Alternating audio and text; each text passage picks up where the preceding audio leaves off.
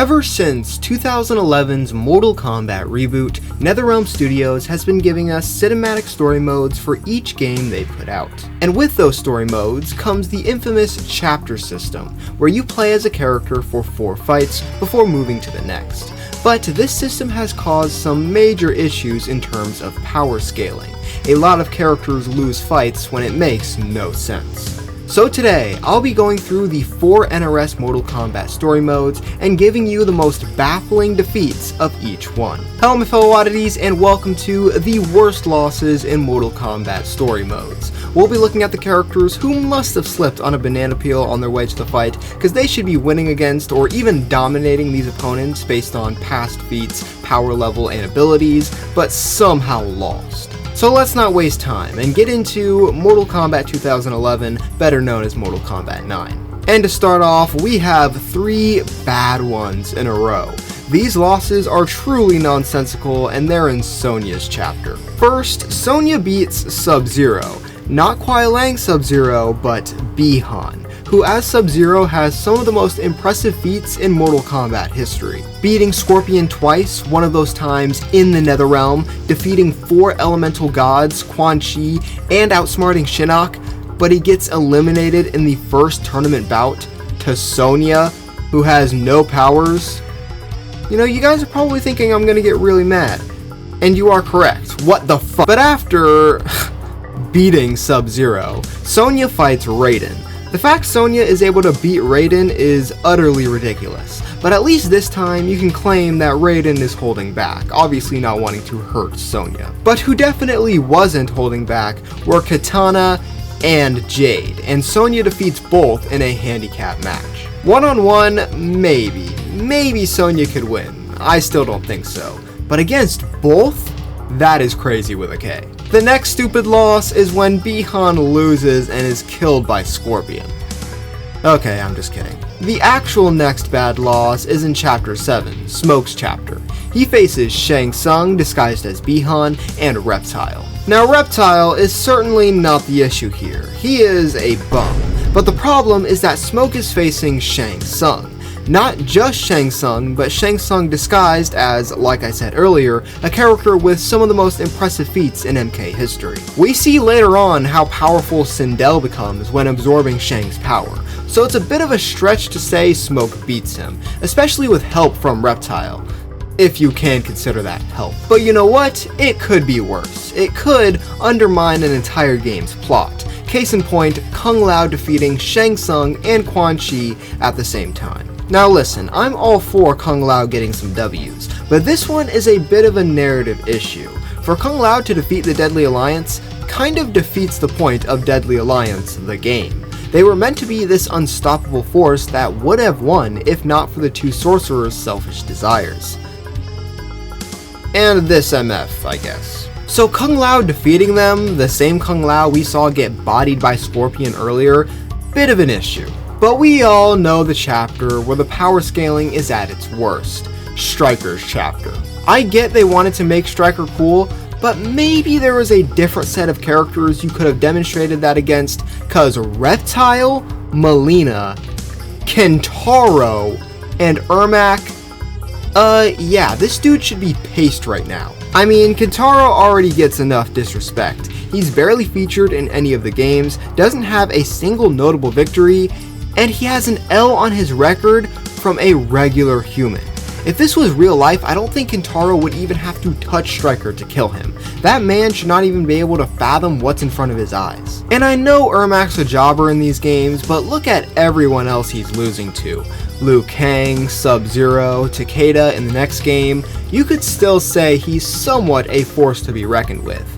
But then you pull this loss out of the bag and you just can't really argue it. But let's not kick a horse while he's down. Stryker is not in a great place. He has been nowhere to be found in the last 2 MK story modes. But let's talk about his pal, Kabal, beating Mileena and Noob Saibot at the same time. Now, Prime Kabal I actually think could pull this off, just cause super speed is so OP.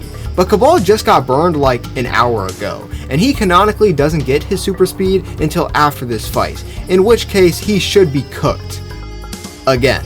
Same with his next fight against Cyber Sub-Zero. Though at this point he does have his super speed, there's no way he's used to it, so I still think it's a dumb loss. Speaking of Cyber Sub, his chapter probably has the worst loss, or I guess losses, in the entire game, only rivaled by Kintaro losing to Stryker. Cyber Sub-Zero beats both Goro and Kintaro at the same time. What the hell is that? We have the long-reigning Mortal Kombat champion who defeated the Great Kung Lao, and we have his successor, sub-boss of MK2. Both are four-armed giants with dragon breath, along with being highly skilled fighters. And they lose to Cyber Sub-Zero, who yes, is great. Kwai is very powerful, and the cyber upgrades are nice. But this is just comedically unrealistic, even for him. I don't even think Liu Kang should be able to do this. Hell, maybe not even Shao Kahn. It would have to be an Onaga level character to beat both these two at once. I'm sorry. But that's it for MK9. The last two chapters are Nightwolf and Raiden, both pretty powerful characters, so I think it's realistic they win the fights they do, especially considering circumstances such as Raiden being powered by the frickin' Elder Gods. So let's move on to MKX, which is nowhere near as bad as MK9 when it comes to power scaling, but still has its questionable defeats. I don't think we get to one though until the 4th chapter, Kung Jin's chapter. The Raiden defeat is explained through the dialogue. You wanted me to attack you. Why? To release your anger, make you amenable to reason. So we can skip that one. However, we will definitely not be skipping Kung Jin defeating Kotal Khan. Kotal Khan is the Emperor of Outworld, a position that only 2 other characters have had that we know of, and they've been top tier, so we should expect the same from Kotal Khan. And I'm sorry, Kung Jin is not Liu Kang or even Kung Lao. He's not on that level. Are you seriously telling me that Kung Jin is more worthy of being Outworld's leader on a physical power level than the reigning Emperor?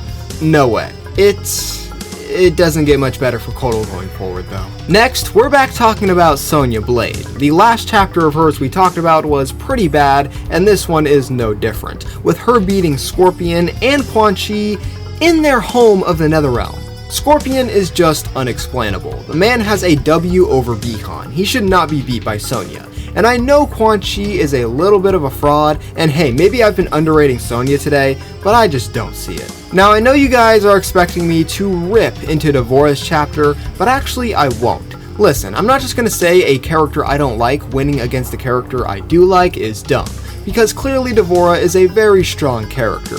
I wish she wasn't, but we have to be fair. Then we get to probably the worst chapter in the entire game when it comes to stupid losses, Jax. Jax beats Revenant Kung Lao, Sindel, Kitana, and Liu Kang back to back, the latter two eventually becoming the Emperor and Empress of the NetherRealm. And they're beaten by Unk Jax with gray hairs and all, coming out of retirement. He even beats the character who killed him in the last game. And I get the Revenants are not as powerful as their original forms, but no, I still don't accept that. Especially for Liu Kang. We know Liu unlocks new powers as a Revenant from his duality variation, so I have to think he's at least as powerful as before, and Jax beating him is just a terrible loss to have. And from father to the daughter, cause Jackie Briggs firstly fights Ermac, the guy who mutilated her dad, and wins.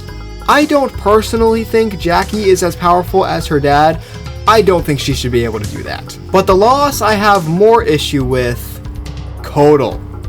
How are you losing to another Nepo baby? Especially the canonically weakest of the 4, who has no special powers or elite Shaolin monks training, just Timu Jax arms. Man, maybe Mileena would be a better ruler. I know she hasn't lost to Kung Jin and Jackie, the statistically least popular combat kids, though she did lose to Stryker, so... And that's it for MKX. I know you're probably expecting me to talk about Cassie beating corrupted Shinnok, but I think it's fine. She's the main character, there's a plot explanation. Do I like it? Not really, but it's not super offensive. So let's cover MK11 and MK11 Aftermath. The first chapter has Cassie beating Revenant, Kitana, and Liu Kang back to back. Not great, but if I let Shinnok slide, then I guess I have to let this slide too. But then the second chapter has Kotal beating Shao Kahn, and this is where the chapter system really screws things up, because I wouldn't talk about this at all if Kotal hadn't lost to Kung Jin and Jackie in the last game. But now we know that Kotal is a bit of a fraud, There's no world in which he beats Shao Kahn. And moving on to Jade's chapter, I don't know what to do, because I don't think Jade should be able to beat Kotal, but at this point the dude's lost to 2 combat kids, but beaten Shao Kahn. You guys see how messy this gets? In Katana's chapter, she also beats Shao Kahn. Really, she should not be able to do this at all, but I'm actually not going to be too harsh here because it's narratively super satisfying. Yes, Shao Kahn is a god and he is the Emperor of Outworld, and Katana shouldn't really be on that level and hasn't proven it against anyone else, but her overcoming Shao is such a great story moment that you get away with it this time, NRS. But what you will not get away with is Sonya beating Garrus. That is ridiculous. Or at this point, maybe it isn't. Maybe Sonya is just that girl and that's why she's won all these stupid fights. Nah, this is still some BS. But the worst chapter in the game is the Jax and Jackie chapter. Regardless of who you pick per fight, almost every outcome is questionable to straight up unbelievable. Cabal, okay, he's not the strongest, neither is Jade. But Noob Saibot, beaten by Jackie or Jax? Hell no. Obviously Jax beating an older version of himself is fine, but then we get to the Elder God, Cetrion, losing to Jax or Jackie. I don't care what that damn crown has in it. These two are not beating Cetrion. I get she's holding back, but she's an Elder God. One snap of her fingers and she turns these two into meat pretzels. For those who don't know or don't understand, Elder Gods are so far beyond even a normal god.